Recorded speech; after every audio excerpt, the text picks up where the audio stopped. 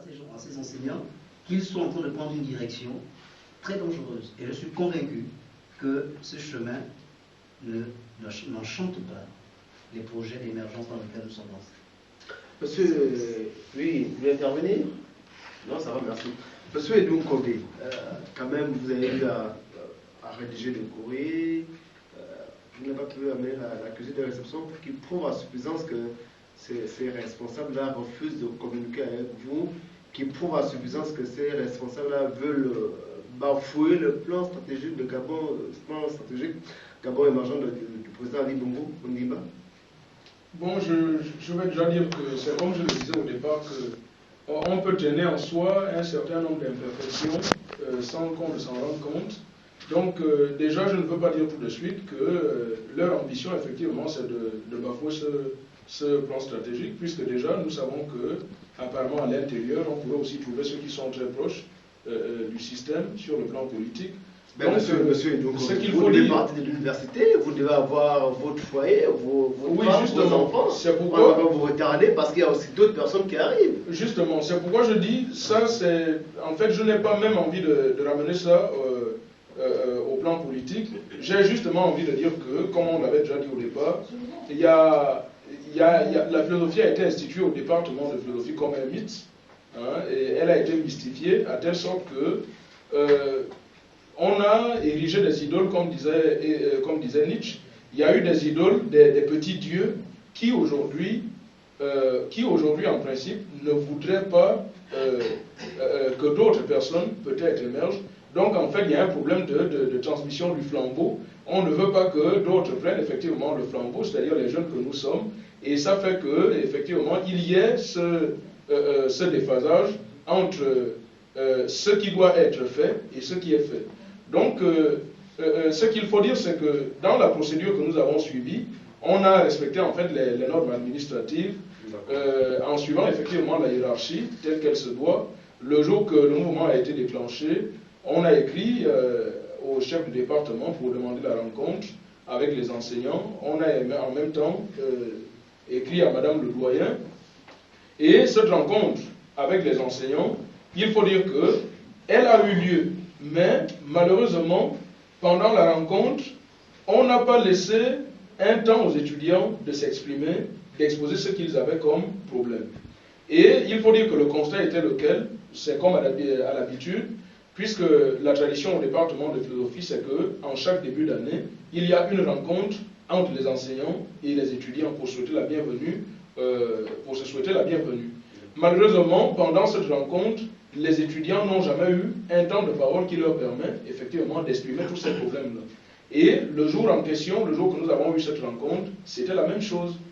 Donc nous sommes repartis et après cela, après l'assemblée générale que nous avons tenue après cette rencontre, on a adressé un procès verbal que nous avons fait parvenir au département pour demander un certain nombre de choses, mais le département est toujours resté fermé, hermétique, vis-à-vis de la situation. Après, nous sommes montés d'un cran pour peut-être essayer de secouer le jour. Et nous avons écrit, puisque nous avions déjà écrit au chef de département et au doyen, nous sommes montés au rectorat. On a écrit à monsieur le recteur, mais vu en fait ses occupations, il devait voyager pour le concours du CAMES, qu'il devait, je crois, certainement aller superviser. Nous avons été reçus par son conseiller.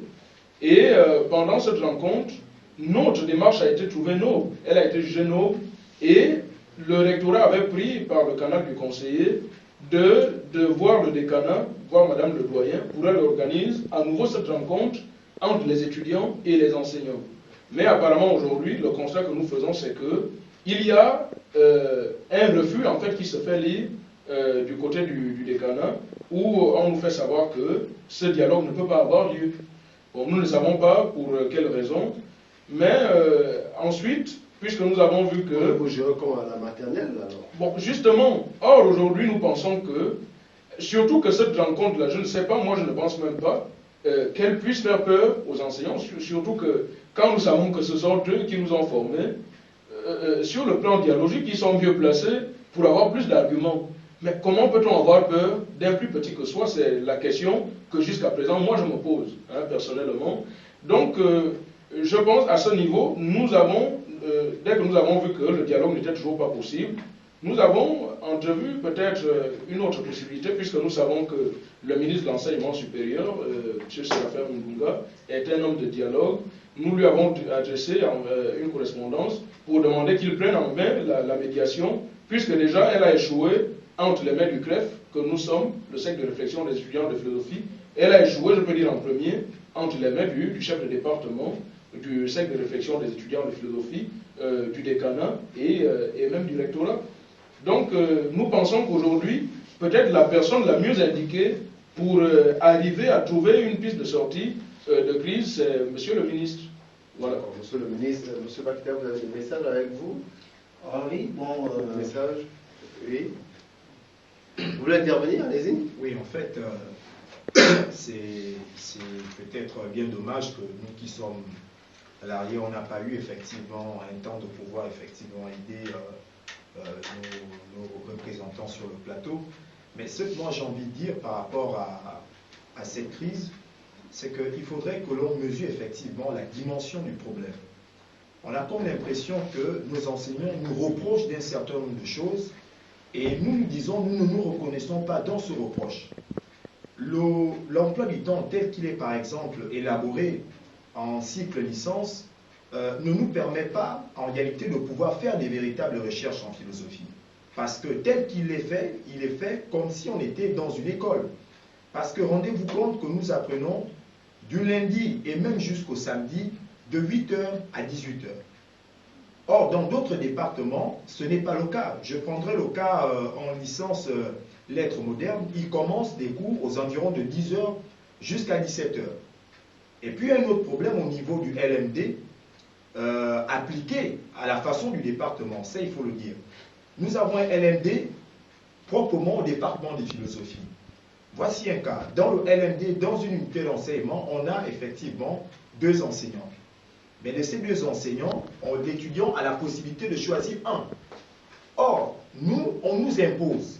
Ce qui fait que nous avons effectivement un emploi du temps chargé. Ça ne nous permet pas effectivement de pouvoir évoluer.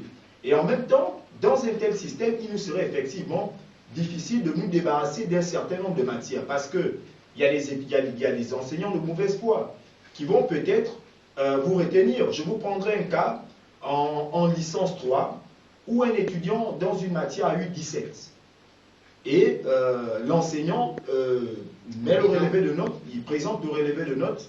Et quand effectivement celui avec qui ils sont effectivement dans le module regarde, il voit l'étudiant à 17 et lui il colle 2 à l'étudiant pour qu'il aille en examen de rattrapage.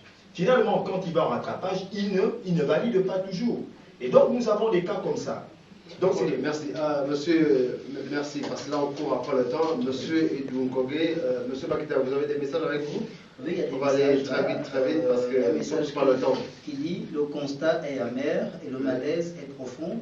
Les étudiants sont notés subjectivement. Comment comprendre qu'on puisse donner 0,2 sur 20 à une dissertation philosophique? Bon, ça c'est un autre message. Ça, ce sont on va dire, les enseignants, c'est l'émergence. Voilà. Non, si on peut le dire ainsi. L'émergence, c'est pas que ça, c'est... Voilà. Les étudiants... Ce n'est pas sur la direction du président de la République. On y Un va, autre message, les étudiants au département de philosophie sont tympanisés, surchargés des emplois du temps. L'étudiant philosophe n'a pas assez de temps pour les recherches. Et je pense qu'il y a un autre qui... Oui, très vite. Voilà. Très vite. Bon, un dernier, hein. Oui. Voilà, ça dit: bonsoir, j'écris particulièrement pour soutenir ce qui se dit par mes chers amis dans l'idée. Oui, les études au département de philosophie étaient stoïques jusqu'au soulèvement des manifestés par les étudiants, bon, manifestation par les étudiants le jeudi 27 du mois dernier. En effet, la plupart des enseignants, même dans le cadre des explications, refusent le dialogue. D'autres, à l'instar de monsieur, je ne veux pas citer, peut-être, ce sont des messages, je vais citer, de monsieur Ndoba, nous dira clairement que lors des devoirs, il ne se peut pas qu'un étudiant ait la moyenne par clémence, tout étudiant sera noté à 40%. Voilà, nous sommes pris par le temps, monsieur. Oui. Allez très rapidement. Et très rapidement, pour ajouter aussi une autre chose. Nous avons même des enseignants, et moi je le dis, qui effectivement ont un ego démesuré. Nous avons un enseignant qui dit clairement que ce qu'il enseigne ne se retrouve dans aucun livre. Est-ce que vous voyez un peu effectivement la gravité de la chose? Voilà, c'est grave. En guise de conclusion, monsieur Dounkogé, qu'est-ce qu'on peut retenir? À présent, vous tournez du côté du ministre de l'enseignement supérieur, en la personne de monsieur Séraphin Mouloula, pour qu'une solution soit trouvée.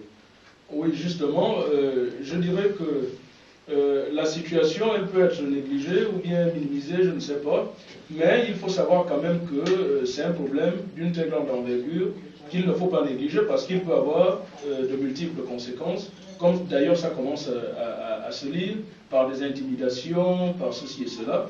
Donc aujourd'hui, nous pensons que c'est un problème qu'il faut régler à la source, et pour qu'il soit mieux réglé, honnêtement, je pense qu'à notre niveau, nous ne sommes plus en mesure de faire quoi que ce soit. C'est pourquoi nous sollicitons de la part, effectivement, du ministre de l'Éducation nationale et de l'enseignement supérieur de prendre en main cette situation et de permettre cette rencontre entre les étudiants du département de philosophie et leurs enseignants.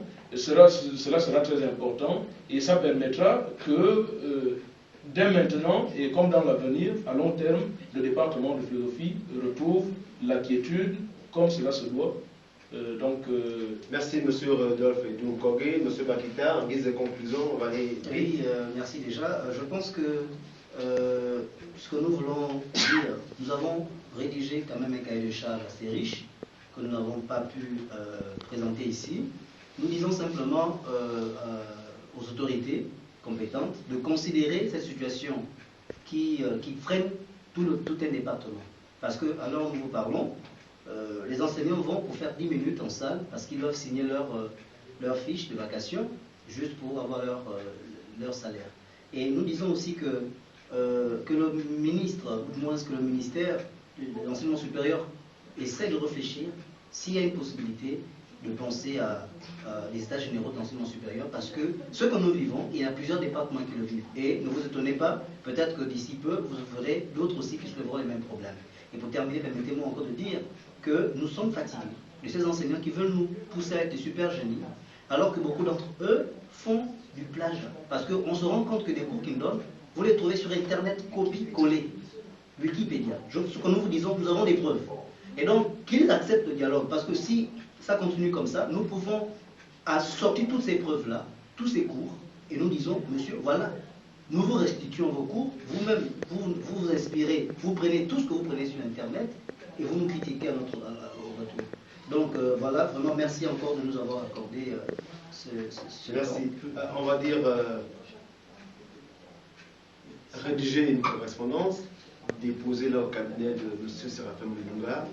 Ce qui est sûr, on va vous recevoir d'ici lundi. Je suis sûr. Quant aux enseignants, messieurs, dames, vous n'avez pas le droit de freiner ces intelligences.